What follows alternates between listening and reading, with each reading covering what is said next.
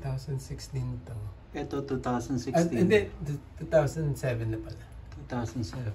So, 2 times Platinum Record Award presented to Emil Pama. And tagal na yan, pero hindi lang 2 times. Para sa akin, okay. Watch nyo sa YouTube yan. And then, nung nakilala ko si Emil, kinocompose niya yung kantang ito. Christian Bautista. I think ito yung gumagawa pa siya ng lyrics noon. No, 4 times pa yan. 4 times. Emil Pama. 4 times na ano. And then nakita natin na si City live na Ito si Nina. si awarded, ito si Nina awarded. Wow. And Sarah Geronimo. Sarah Geronimo, may CD rin siya. Lani Misalucha. Lani Misalucha. Wow, ito. Loving You. Pakinggan nyo yan sa YouTube, sa ano pang platform avail? Spotify, no? Wala lang sa Saan? YouTube.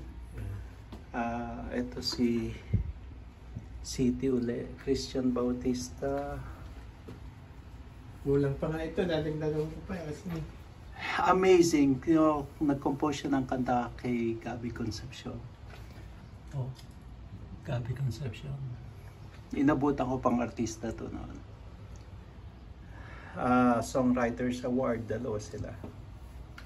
Ano to sa Certificate of Recognition for being the finalist in Tunog San Pedro 2024 Sampaguita Festival Jingle Competition.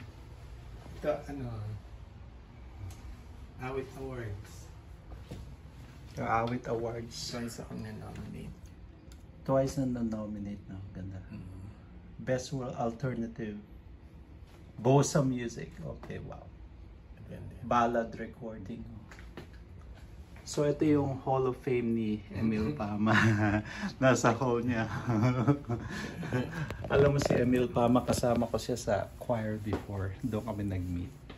And siya rin ang nag-encourage sa akin na sa music. Siya rin naman ang music room ko.